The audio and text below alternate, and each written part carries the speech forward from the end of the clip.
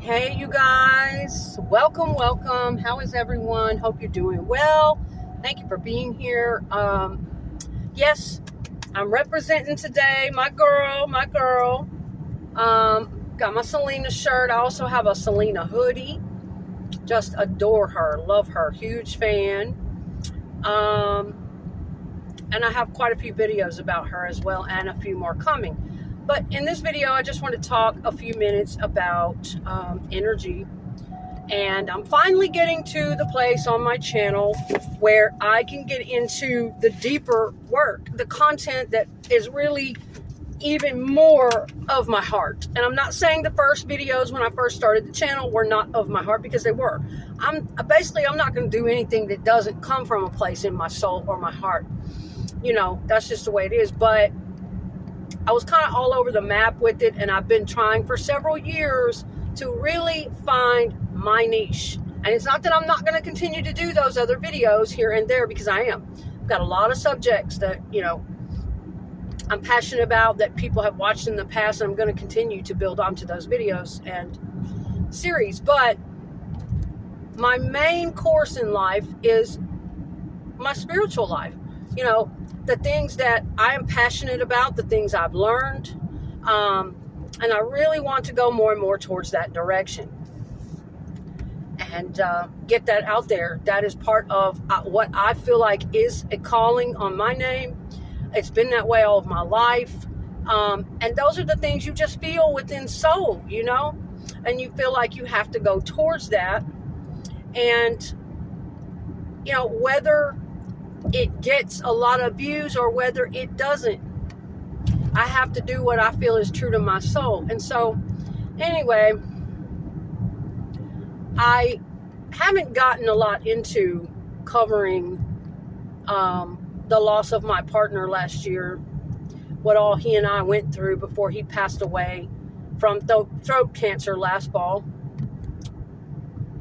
the really difficult relationship that he and I had, but it wasn't out of lack of love. But there were some really difficult energetic forces surrounding us, and in the midst of our relationship, there were addiction issues, his alcoholism, in order to cope with life in the final years of his life after losing a child and his life being in such an uproar. His alcoholism was rampant. It was all consuming.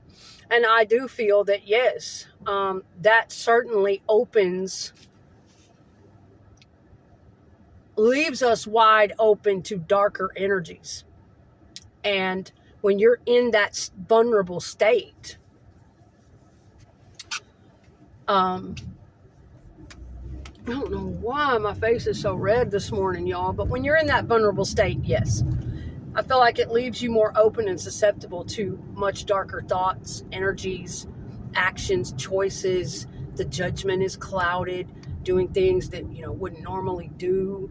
I could see a complete and total difference when he was not drinking and he was sober versus when he was.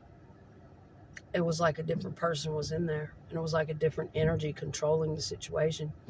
And I could feel it in my body too, energetically, that everything would calm down and I would feel such peace and so much love and so connected. And it was just beautiful when he was sober. And then as he became more intoxicated and more intoxicated, I would become anxious and fearful almost sometimes. Not because he, would attack or anything like that, but because a drunk person becomes more and more out of control, and they become more and more childlike and more needy of you to watch them every second while you're trying to work, while you're trying to carry on with your daily responsibilities. And yes, I do intend to do a series on, what it is like loving an alcoholic partner. And I'm talking severe alcoholism. I'm talking, if you've ever seen Leaving Las Vegas, I'm talking on that level, if not worse. And so eventually I hope to get around to that. But I have just been trying to deal with my grief in this past year and build my life back. It's been heavy and it has been hard. And I want to talk about in this video how, because of some of the things that happened between he and I in the year preceding his passing, some things that were so painful, we separated in the year before his passing. And we would reunite in the last weeks of his life, the last 6 to 8 weeks, so that I could spend time and be there for him in those final days. But we could not live together. And there were many reasons why. But I want to talk a little about, because of what happened and how painful that separation was and what ensued because of it, the place he went to in his mind, and because of the alcoholism and everything that was going on at the time, I had no choice in order to survive the pain of losing him, of losing our way of life, our little bubble that we had been in for almost 6 years with each other. When it came time to change that, I think that it nearly killed both of us in the year before his actual death. I went into complete shock. It was that painful going through this separating point, because neither of us wanted to do it. And he coped with it his way, and I coped with it my way. But the way that he coped with his pain, sometimes, especially for men, that ego, it doesn't allow them, especially if they drink, it doesn't allow them to come back and say, I really want to work this through with you. I take accountability for being out of control when I was drunk. I take accountability for not being able to see you there, that I was terrifying to you, and that I left you no real choice but to back away. A lot of times men can't do that for whatever reason. And they decide, even though they love you, now hear this out. It is the truth. A lot of times their actions will not match, especially a man who has been through a lot of his own trauma, who has trouble with confrontation, who has trouble with communication, who has trouble being vulnerable, who has addictions. There are, constant spirit entities and, all over him because of the addictions. Who has not had time in his life to have any real therapy to sort through these issues. Especially someone like that, they're going to let the less emotionally mature person run the show to protect that ego. Even if they love you, even if you're the one they want deep down. It is true. It does not, just because their actions go that way, as if, think about a preteen boy on the playground or girl.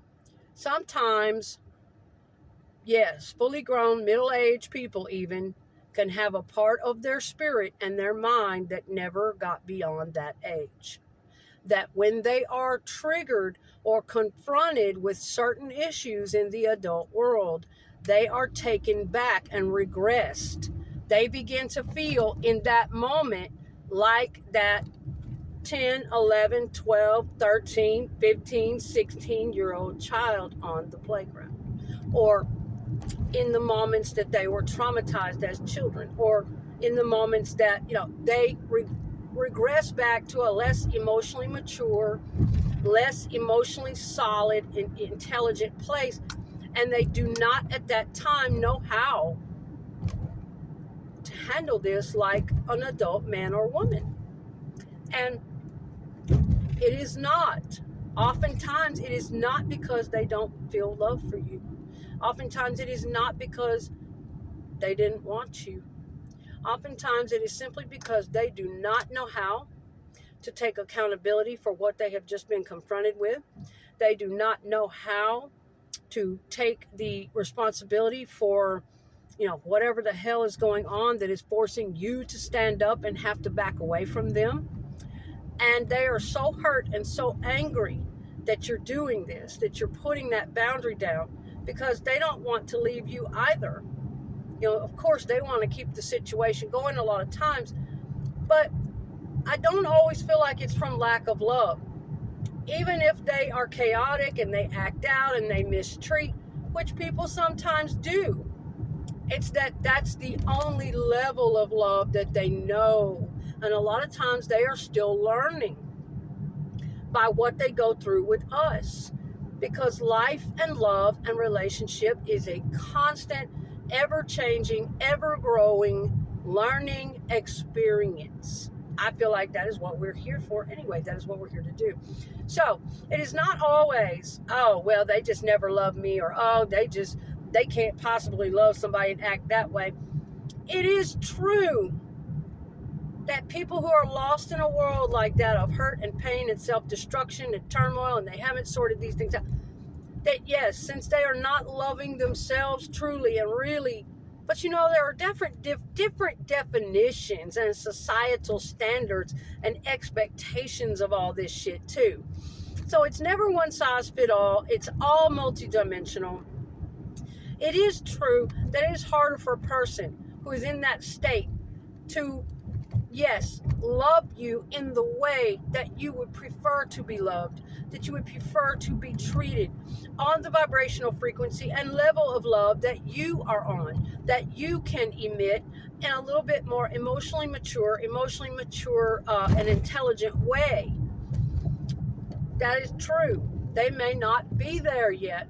They may not have, even if you come from the same traumatic backgrounds, some people have not evolved beyond that pain yet, beyond that wiring and trauma, and it's still all they know. And so it won't necessarily be that they didn't love you, that they didn't want you. But oftentimes a person like that, that's all they know to do. That's all they've ever seen.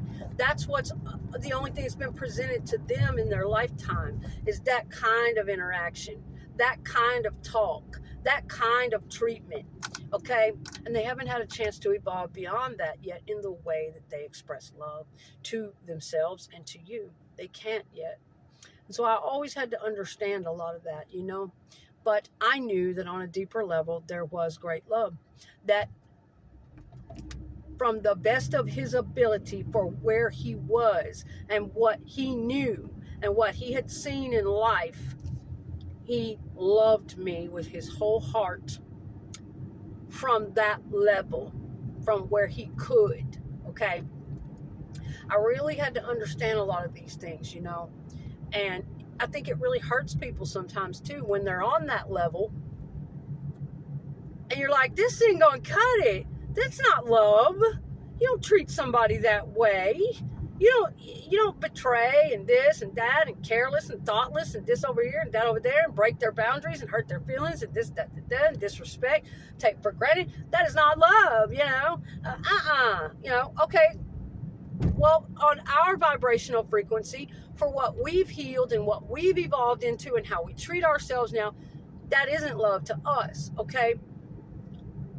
But it really can, I've seen it, hurt their feelings because they're still learning that. And it will take, trial and error and going through things and being told, and a desire in them to say, oh, it's not. Oh, okay, I see now. And we were going through that over the years of learning that together. I learned from him and he learned from me in many different ways had we had time. We just ran out of time, okay? But a lot of times their feelings will kind of be hurt, and I get it. Oh yeah, sure, their feelings are hurt because they want to control you. They want to manipulate you. They want to be able to continue to mistreat you, blah, blah, blah, blah, blah, blah. Sometimes that can be true. But on a deeper soul level, sometimes their feelings can be hurt because they don't really understand. They don't understand your higher level of love. They don't understand your higher frequency. And,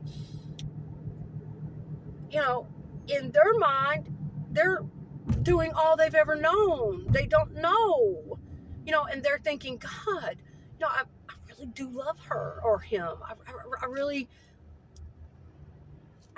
do. I want you to believe me. He would always ask me that. You do believe me, don't you? You know, and he did love me. But there were just certain things he could not do. That he just did not know, that he just, because of the energies and the alcoholism and the pain and the trauma and the wiring and, you know, and so I could sense all these different things going on.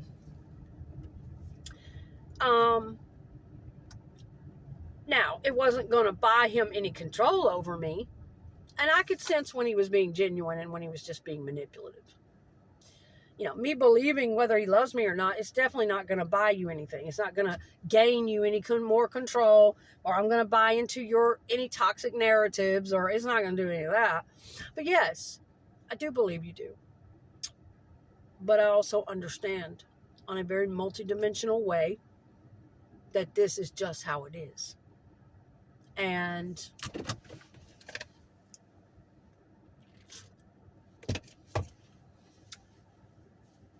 you know, I'm sorry, you guys. I had to understand that. So, and their feelings can get kind of hurt. Like almost, you know, you have to understand from the level that their emotional maturity has grown to, almost like a child sometimes. Well, why don't you believe me? You know, their feelings can get kind of hurt. Like, God, you know, I don't understand why I'm not being believed that, you know, I do feel love, that I do love you. But, you know, some people come from a background, again, where they weren't shown love, where they were shown mistreatment, violence, betrayal.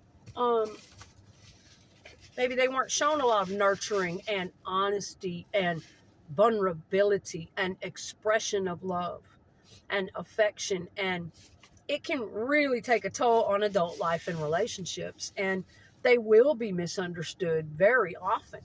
Very often misunderstood. Am I saying this gives them a right to abuse, to mistreat, to continue those old patterns? No. They have a personal responsibility to change those patterns. And if they can't change them and they're not going to work on them, then they have a personal responsibility to not get involved with others too deeply, to protect others by staying away until they can get treatment or get those things lined out. But yeah, you guys, you know, that is some of what I had to understand and go through. And so I wanted to talk about how I was in so much pain when we separated, because that is not the way I wanted it. And it's not the way he wanted it either. One day I'll fill in the blanks. But in order to protect myself, and I'm generally a person who faces everything. I feel it, I face it, I have to process it and deal with it no matter how hard, because I know that is realistic, it's authentic, and it's healthy. And generally, going into denial or running from things isn't going to do me any good. It's always going to come back on me. But this was something that was just too heavy. My heart could not bear it. That separation and what he did following that. How he treated me, how he began to act towards me to protect his ego, because he couldn't bear it either. Neither one of us could bear it, losing each other and our way of life, but in different ways. It manifested in different ways. When really deep down, all we wanted was to be together. And really deep down, all I wanted was for him to get control of himself, even just a little, and his alcoholism. I knew he was going to drink until he died. I already knew that and already accepted that.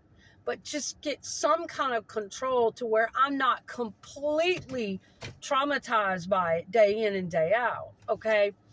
You know, it's a shame when a beautiful relationship with two people that really do love each other, who had wonderful experiences together along with the chaos and the bad sometimes, it's a shame when it has to go down the drain and they have no choice but to go apart, where it leaves it kind of up in the air like unfinished business. But it's best at that point to honor that other human being by staying away, by choosing not to participate any farther out of love and honor for them. Because I'm not just some old fucking dramatic ass, any old kind of way that we're going to do that up in here. I'm just not going to participate any farther. You can go on and do that elsewhere, or raggle-taggle, ragamuffin girl over here, there, everywhere, or you can act that way.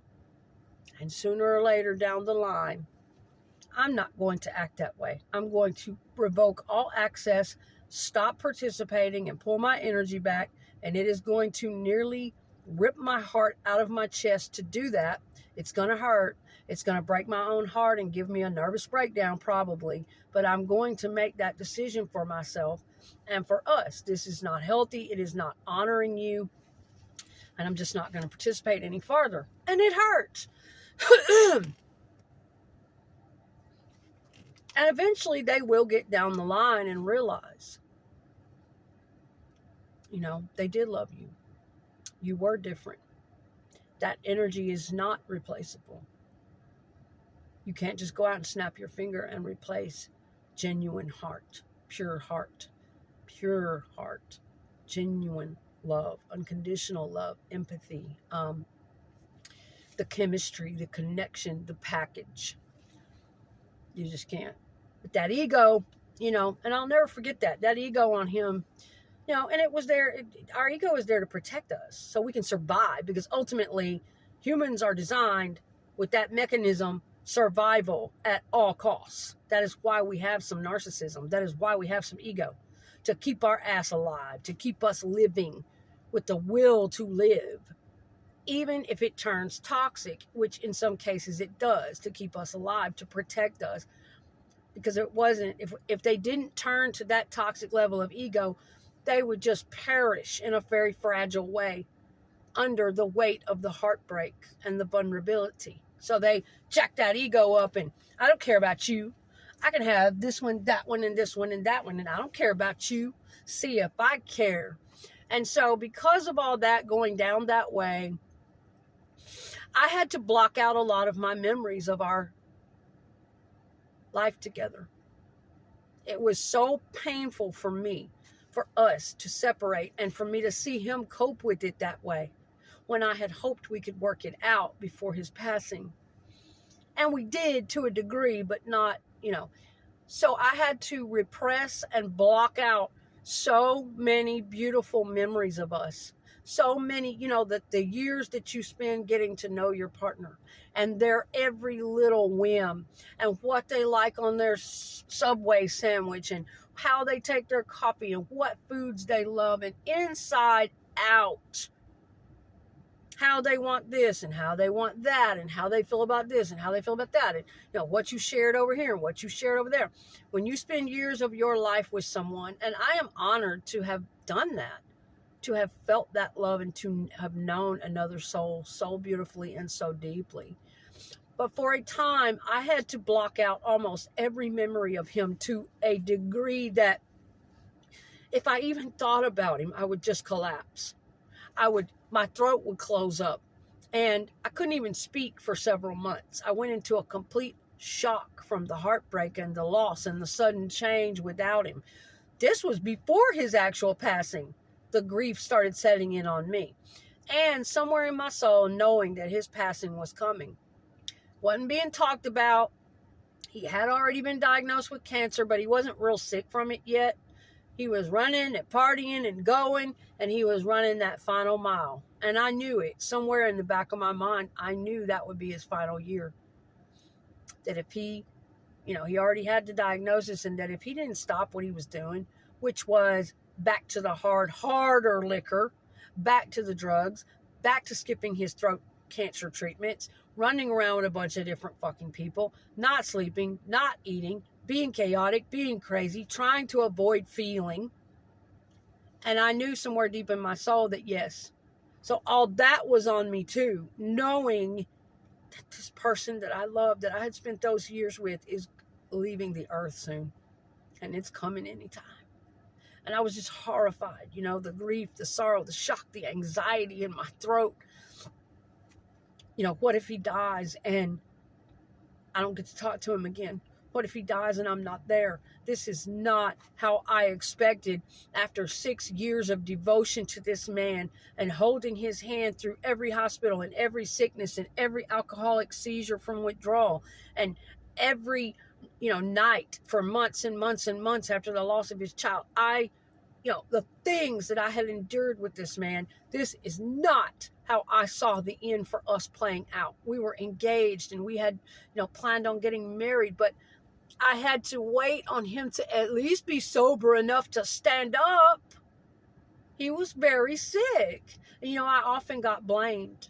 I often got gaslighted and blamed for just having to be reasonable and set boundaries. And so anyway, I had to block his energy during this time. It was that painful for me.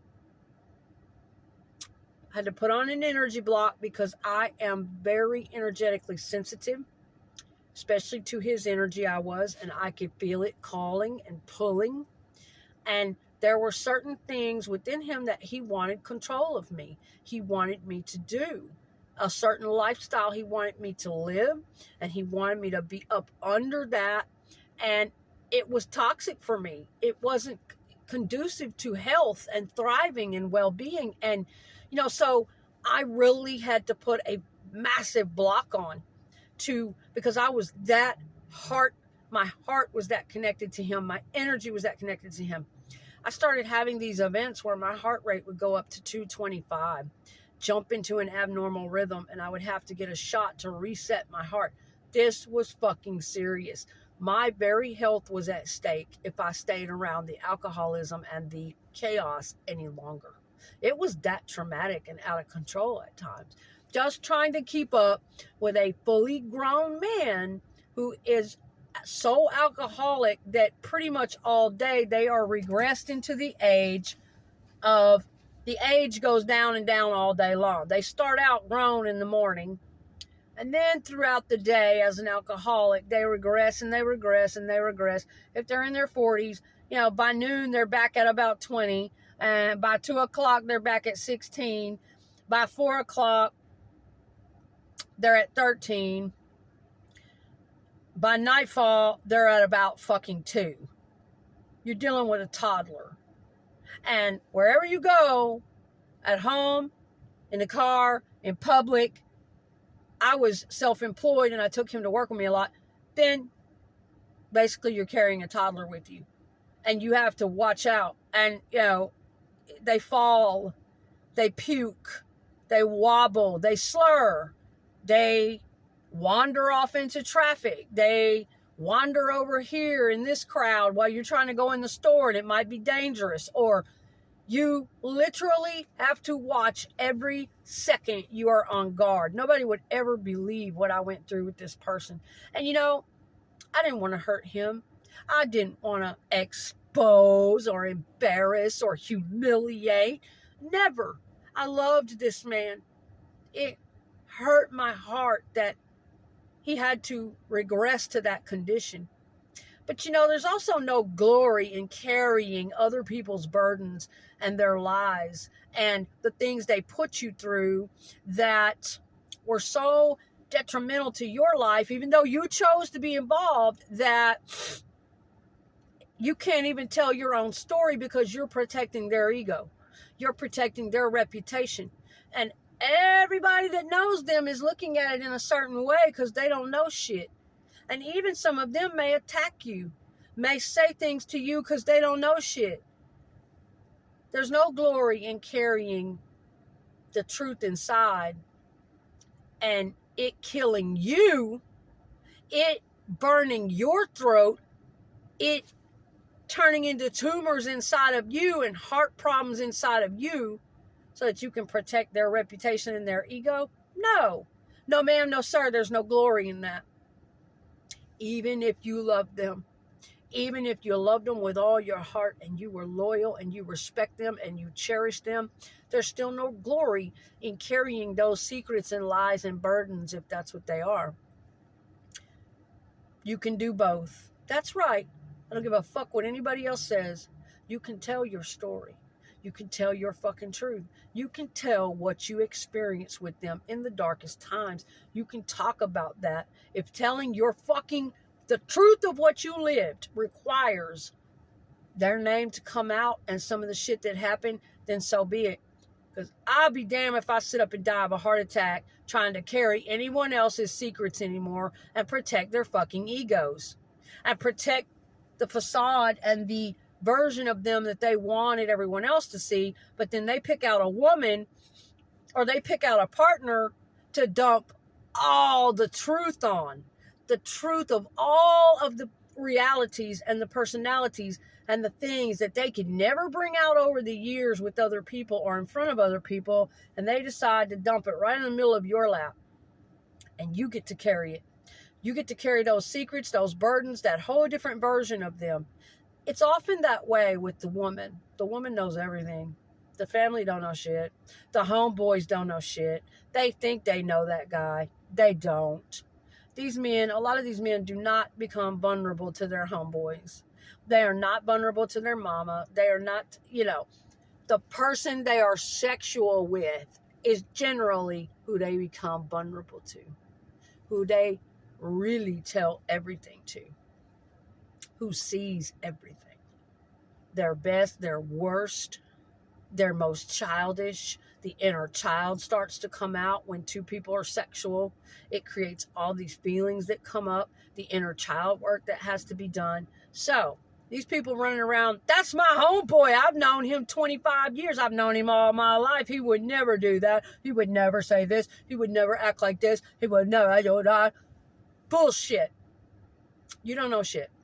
And for the mamas and daddies and siblings and people out there saying, that's my brother. I know him. That's my son. So what? You don't know shit. Most of the time, it is the romantic partner, the girlfriend or wife of many years that knows it all. That knows a completely different version. Because of the fact that they're not sexual with you. So there's a version of them that is triggered up when they become sexual with a person. That's right. There are many parts of their soul and personality that are going to come up that you will never see as a platonic friend or a family member or a homeboy or any of that. So you really don't know them like you think you do. These women out here are not lying. A lot of them are not lying. They're not making shit up. They are really going through some shit with a lot of these dudes that just want to protect their ego and their reputation in front of everybody else. And they end up blaming it on that woman, smearing her name, turning it all around on her about what a bitch she was. And it was really him. And I think a lot more dudes should take accountability for that and tell the truth. And there were a lot of things I wanted my dude to stand up and set straight before he passed. And let people know, hey, this is really what happened. This is really the truth. Because that just leaves a lot of unfinished business. But hey, that's another story for another day. Same thing can happen to men. This is not biased. Same thing. Men go through it with women a lot too. Women can be just as twisted and just as dark and immature sometimes. But guys, I had to put a block onto that energy and just stay away. And therefore repress everything I had worked to know about this man. Every deeper bond and every little quirk and every beautiful thing. I'm deep like that. When I really connect to someone and really love them, I'm going to know them. Inside out, in the soul, I'm going to know I'm going to take it all in from the childhood up, from whatever the fuck ever to whatever the fuck ever, and know what makes them feel good, what inspires them, what helps them achieve, full potential, all these things. And so when I take people in, I take them in very deeply. That's why I'm very careful about who I let in and how often I even, and who I let around me. And, I don't have time for a lot of fucking people because of the fact that I am so deep like that. And I give such a high quality of listening and support. And it's quality over quantity with me, man. All these people and their groups and their fickle, maybe when we're young, but goddamn, me and this dude are, we were 40 when we got together. I'm going on 50 now. Come on. Give me a break. When we're that age, no. So guys, to wrap this up, basically just, I don't know. I just let whatever wanted to come out. And maybe that'll help somebody. Maybe it won't. Maybe somebody needed to hear some of that today. But I had to put a block on to all the little things, and that was so painful for me because I was walking through that time period of our separation knowing his impending passing was coming. And, oh my God, what if I'm not there? What if he's, after all these years and how close we were and all we endured together and how much love, and what if I'm not there when this happens? Or what if, no, this is not how I wanted this to go down? And all that anxiety, all that fear, and all the betrayal and the hurt and the pain and the anger and the grief. And I just had to put a block onto my memories of him. I had to literally, in order to survive life each and every day. And I thought, well, I know that's not healthy, but right now it is because it's protecting me. Or else I won't even be able to get up and brush my teeth. I won't even be able to get up and do anything. And in fact, I couldn't for several months anyway. I won't even be able to survive this. It was too much for me to bear. For me to think about where he was, what he was doing, how he was acting, how he was treating me, and what was coming. And the clock was ticking and time was running out. And I wanted him to come full circle and make this right with me. And I was so willing for that. But at this point, I had lost everything. All my energy. I had just put out so much of myself for this. My dreams came crashing down. My home, my car. I lost everything. I had to go back and stay with my mother. And so what I'm saying is I had worked so hard to disconnect from him, to protect myself, to block out every memory, every energy, every little thing that was him, every store I passed by. There were days I couldn't even walk outside and feel the breeze on my face because it reminded me of him. Couldn't go in the grocery store because, oh God, there's music on the speaker. Was terrified to go out in anywhere because everything was going to be him and our life together and how it had disintegrated suddenly and that I was going to soon really be without him on this entire earth. Not just separate, and so I blocked it out, and that hurt me to have to go that far because now that I've healed quite a bit, time. You have to give things time. Now that I've done a lot of processing and grieving and time, I want each and every, and I knew that I was going to anyway. That's why it hurt me to have to do that. I knew I was going to want every little scrap of memory of him that I could ever recall. Every little moment, every little conversation, every little thought, every little thing he loved. That's why I'm glad, for one, that I took thousands of photos and videos when we were together. I do have those, even though I had to put those away, far, far away, under privacy protection, do not look at, no, but I have them, and after a time of healing and processing, yes, you get to where you can slowly look at those things again, and that you're glad you kept them, and that you still have where you can be a part of that person, and you can hear their voice, and you can see their face, but it took time. It took time, and, now that I have done some work, that it's okay if you have to put a block on for a while, an energetic block. I didn't want to. I knew I was going to want to, all I could have to hold on to him. But After a while, it'll start opening back up and you will be able to feel them again, to look at those things and recall those memories. But I was like, oh shit, I had to go so far to block him out. And yes, we did reconnect in the last 6 or 8 weeks of his life. He called to me a lot. And, no matter what I was going through, sometimes it was a battle for me because my life was in hell at the time, and it was hard for me to get to him. He became more bedridden and more sick. And, a lot of people came and went, and he wanted me around all the time. And, I still had that ego inside of me that wanted to be like, hey, man, after what you did, after how you treated me, after how you dissed me off like that, well, where are they now? Where are those bitches now? All that ego and all that, and he talked about the phase that he had gone through, and I knew it was, but I wasn't going to do him like that, though. I decided to certainly do that work to transmute that ego and anger and pain and let unconditional love prevail. And I did spend as much time as I could with my own struggles to survive at the time, and no money, and trying to get my life back on track. I just couldn't be there for him in the way that I had in the previous years. And it killed me inside, but he set that up like that. You got to appreciate what you have, or it will come out from under you, and there will be a time it's too late for you to return to it. It's too late for you to get that same shit back.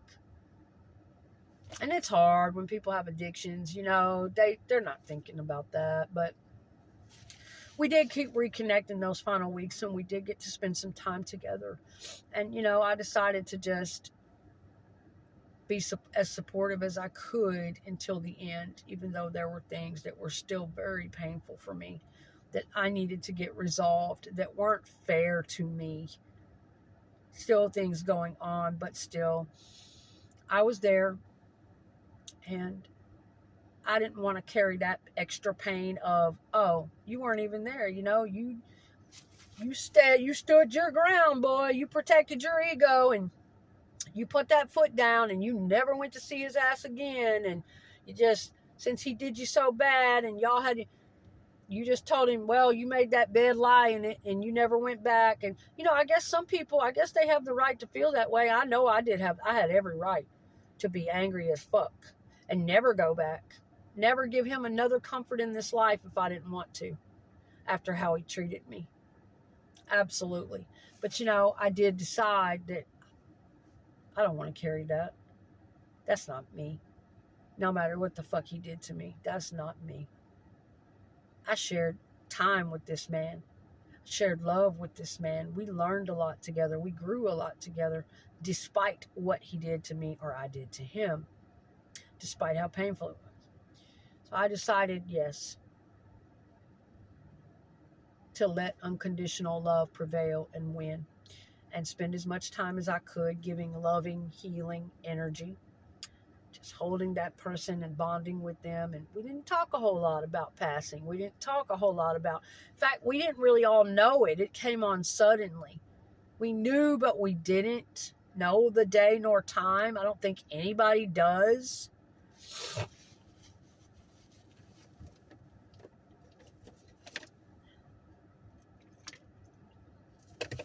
I was there. I'm very grateful I got to be there. I was there right up until his last breath, holding him. In fact, he didn't pass all night, even being taken off the machines. His heart kept beating all night till about 3 a.m. And it wasn't until I got comfortable and laid my head on his chest and held him. And the next thing I know, he's taking his last breath. And so, guys, I worked really hard to block his energy and the memories of him and what we shared. And I think he did too during that separation time, because it was so painful to us to have no choice but to separate. He knew he was caught in what he was caught in, and I knew I had to stand my ground, and it was so painful to our souls. So sometimes in this life, it is very true.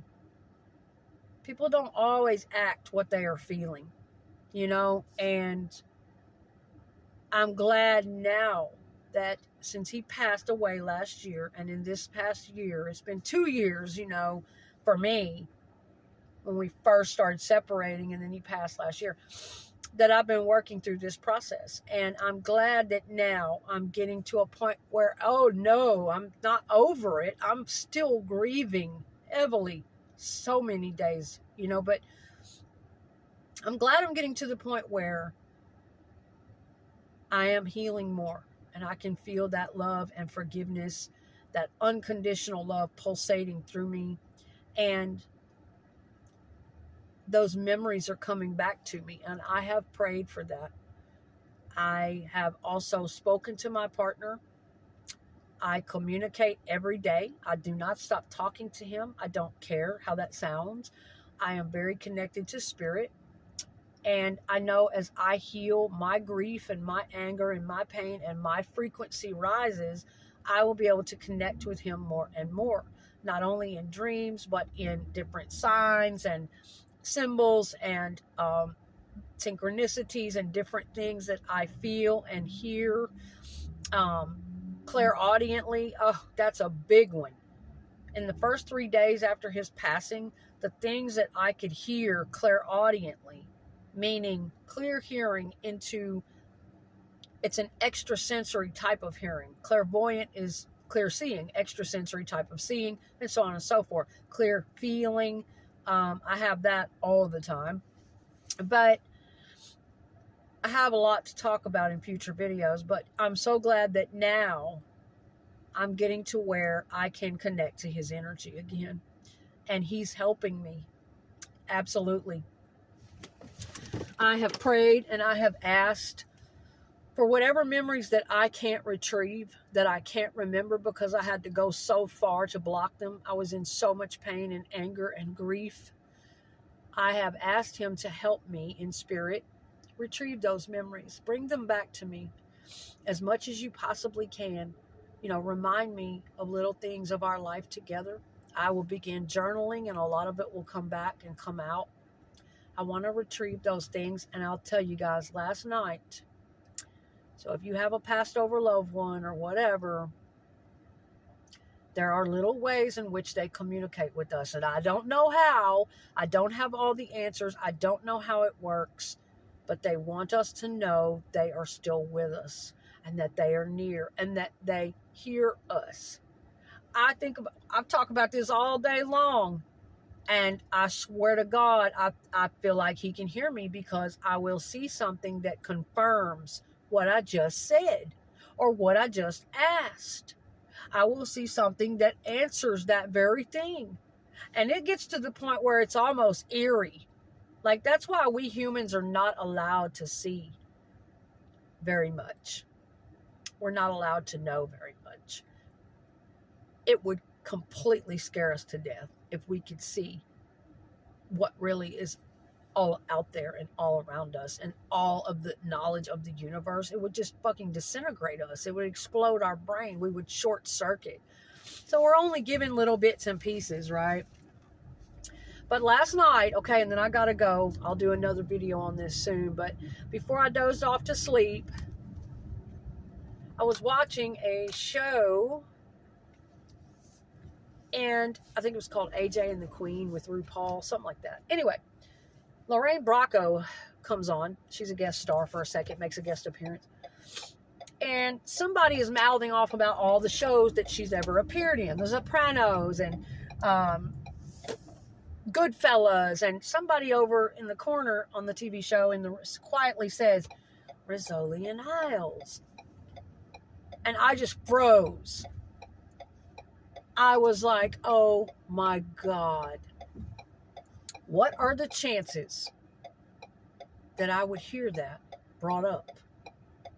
That is a drama crime show, a couple of detective ladies from the 2010s, where Lorraine Bracco played one of their mothers.